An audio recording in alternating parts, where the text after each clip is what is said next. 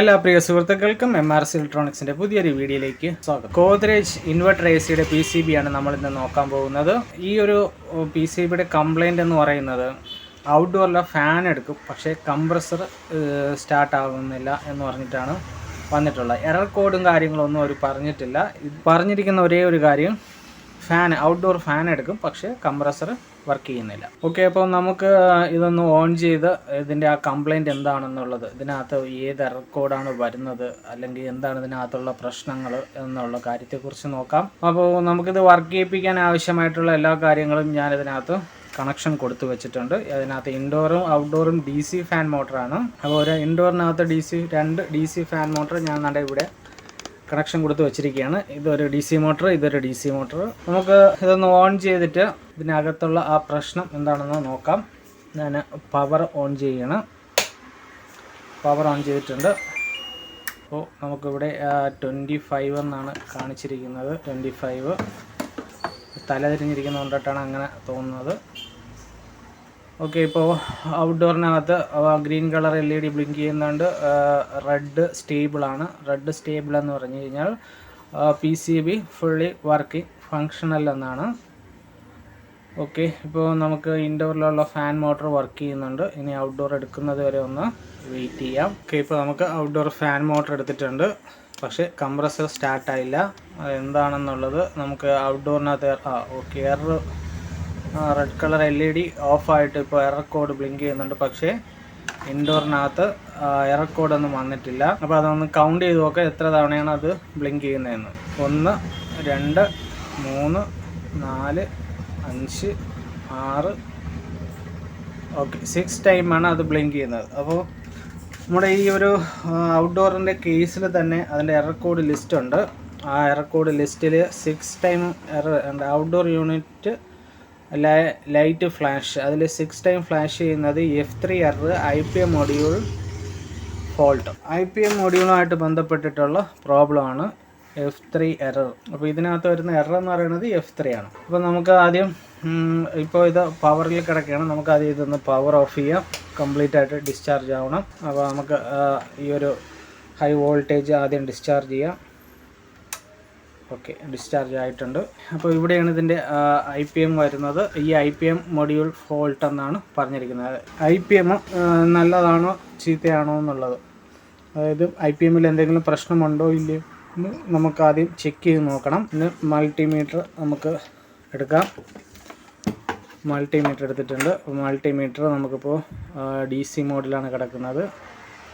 അത് നമ്മൾ ഡയോഡ് റേഞ്ചിലോട്ട് മാറ്റി. IPM ചെക്ക് ചെയ്യുന്നത്, കോൾഡ് ടെസ്റ്റ് ചെയ്യുന്നത് ഡയോഡ് റേഞ്ചിലാണ്. എന്നിട്ട് പോസിറ്റീവ് പ്രോബ് നമ്മൾ നെഗറ്റീവ് ഗ്രൗണ്ടിൽ വയ്ക്കുക. പോസിറ്റീവ് പ്രോബ് അതിനുശേഷം നമ്മുടെ UVW ചെക്ക് ചെയ്യുക. അതിൽ നമുക്ക് ഡയോഡ് റീഡിങ് കാണിക്കണം. 418 കാണിക്കുന്നുണ്ട്.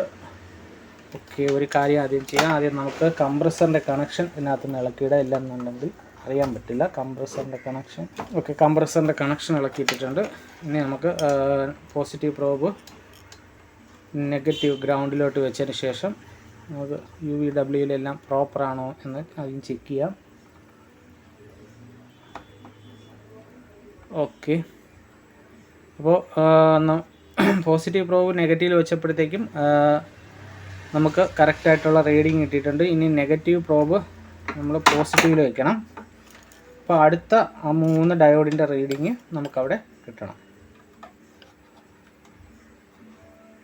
ഓക്കെ, ഇവിടെ നോക്കിയപ്പോഴത്തേക്കും Wയിൽ ഷോർട്ടഡ് ആണ് കാണിക്കുന്നത്. അതായത് ഇതിൻ്റെ പോസിറ്റീവ് ലൈനും ഹൈ വോൾട്ടേജിൻ്റെ പോസിറ്റീവ് ലൈനും Wയും തമ്മിൽ ഷോർട്ടിങ് കാണിക്കുന്നുണ്ട്. അടുത്ത Vയിൽ ഷോർട്ടിങ് കാണിക്കുന്നുണ്ട്. Uയിലും ഷോർട്ടിങ് കാണിക്കുന്നുണ്ട്. അതായത് ഇതിൻ്റെ IPMൻ്റെ 3 ലൈനും പോസിറ്റീവായിട്ട് ഷോർട്ടഡാണ്. അങ്ങനെ ഷോർട്ടിങ് വരാൻ പാടില്ല. ഇവിടെ റീഡിങ്ങേ വരാൻ പാടുള്ളൂ. ഇനി വോൾട്ടേജ് നിൽക്കുന്നുണ്ടോ ഇല്ലയെന്നും കൂടെ ഒന്ന് ചെക്ക് ചെയ്യണം. ചിലപ്പോൾ വോൾട്ടേജ് നിൽക്കുന്നുണ്ടിട്ട് നമുക്ക് മൾട്ടിമീറ്റർ DC മോഡിലിട്ടിട്ട് ഇതിൻ്റെ വോൾട്ടേജ് ചെക്ക് ചെയ്യാം. ഇല്ല, വോൾട്ടേജ് എല്ലാം കംപ്ലീറ്റ്ലി ഡ്രോപ്പ് ആയിട്ടുണ്ട്. കണ്ടിന്യൂറ്റി മോഡിൽ ചെക്ക് ചെയ്യുമ്പോഴത്തേക്കും അവിടെയും ഷോർട്ടിങ് തന്നെയാണ് കാണിക്കുന്നത്. ഇനി പ്രോബ് തിരിച്ചിട്ട് നമുക്ക് പോസിറ്റീവ് പ്രോബ് പോസിറ്റീവിലും നെഗറ്റീവ് പ്രോബ് വെച്ച് ചെക്ക് ചെയ്ത് നോക്കാം. അങ്ങനെ ചെക്ക് ചെയ്യുമ്പോഴത്തേക്കും ഷോർട്ടിങ് തന്നെയാണ് കാണിക്കുന്നത്. അതായത് ഐ പി എമ്മിൻ്റെ ഹൈ സൈഡ് UVW 310 വോൾട്ട് പോസിറ്റീവായിട്ട് ഷോർട്ടിങ് ആയിട്ടാണ് കിടക്കുന്നത്. അപ്പോൾ നമ്മുടെ ഈ IPM ഫോൾട്ടിയാണ്. ഈ IPM നമുക്ക് ഇവിടെ നിന്ന് റീപ്ലേസ് ചെയ്യണം. അപ്പോൾ ഇപ്പോൾ ബോർഡ് നമ്മുടെ ഹീറ്റ് സിങ്കുമായിട്ട് സെറ്റ് ചെയ്ത് വെച്ചിരിക്കുകയാണ്. അപ്പോൾ ഈ ബോർഡ് ആദ്യം ഒന്ന് ഇളക്കിയെടുക്കണം. ഹീറ്റ് സിങ്ക് ഈ ബോഡിയുമായിട്ടാണ് ഇതിൽ അറ്റാച്ച് ചെയ്തിരിക്കുന്നത്. അതുകൊണ്ടിട്ട് നമുക്ക് ഇവിടെ നിന്ന് തന്നെ സ്ക്രൂ എല്ലാം ഇളക്കിയിട്ട് ഈ ഒരു PCB ഒന്ന് ഇളക്കിയെടുക്കാം. അപ്പോൾ ഇതാണ് നമ്മുടെ IPM. ഈ IPM ആണ് നമുക്കിപ്പോൾ ഇവിടെ ഷോർട്ടിങ് കാണിക്കുന്നത്. അപ്പോൾ നമുക്ക് ഇത് ഈ IPM നല്ല ഷോർട്ടിങ് ആയതുകൊണ്ടിട്ട് നമുക്കിത് അഴിച്ചെടുക്കാൻ അഴിച്ചെടുക്കേണ്ട ആവശ്യമില്ല. നമുക്കിത് തന്നെ കട്ട് ചെയ്ത് തന്നെ ഇത് എടുക്കാം. കാര്യം ഇത് ഇനി ഉപയോഗിക്കാൻ കഴിയാത്തത് കൊണ്ടിട്ട് നമുക്കിത് കട്ട് ചെയ്തെടുക്കാം. ഓക്കെ, ഇത് കണ്ടല്ലോ, ഈ IPM ബേണായി, അതായത് പൊട്ടിത്തെറിച്ച് പോയിട്ടുണ്ട്.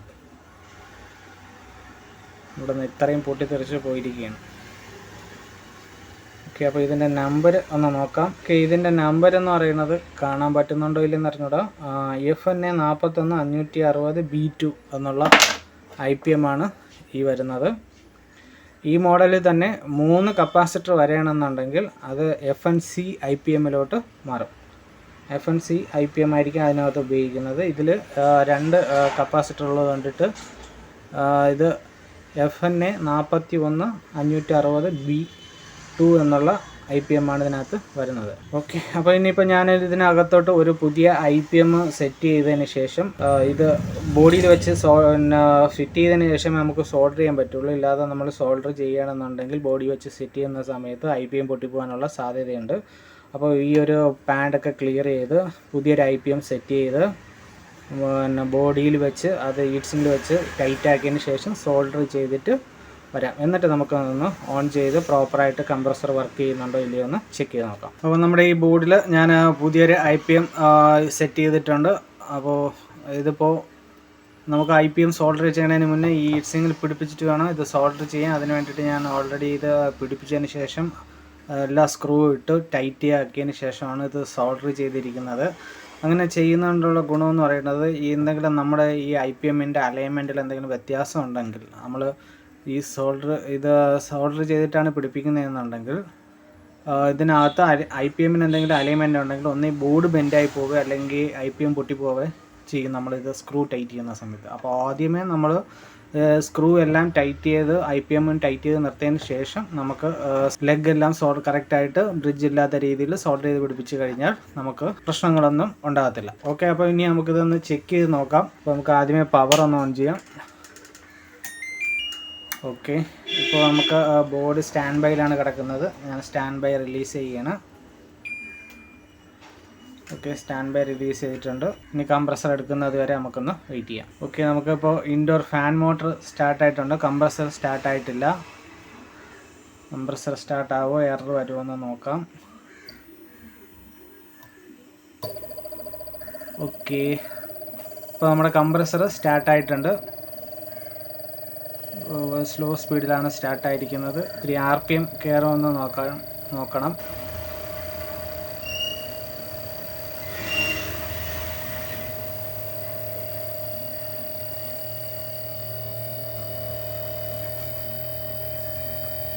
ഓക്കെ, ഇപ്പോൾ നമ്മുടെ കംപ്രസർ RPM റൈസ് ചെയ്യുന്നുണ്ട്. അതായത് ബോർഡ് കറക്റ്റായിട്ട് ഫങ്ഷൻ ചെയ്യുന്നുണ്ട്. IPM കറക്റ്റായിട്ട് വർക്ക് ചെയ്യുന്നുണ്ട്. ഇതിപ്പോൾ നമ്മൾ ഫ്രീ കംപ്രസറിലാണ് ഓടിച്ചുകൊണ്ടിരിക്കുന്നത്. ഇനി നമുക്കിത് ഈ ഒരു PCB ലോഡുള്ള കംപ്രസറിലോട്ട് മാറ്റണം. അപ്പോൾ അത് ചെക്ക് ചെയ്യുന്ന വേറെ രീതിയാണ്.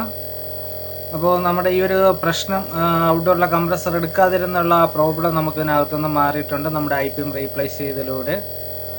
ഓക്കെ, അപ്പോൾ നമ്മുടെ ഈ ഒരു ബോർഡ് കംപ്ലീറ്റ് ആയിട്ട് റിക്കവറിങ് ആയിട്ടുണ്ട്. അപ്പോൾ ഈ വീഡിയോയിൽ ഇത്രയേ ഉള്ളൂ.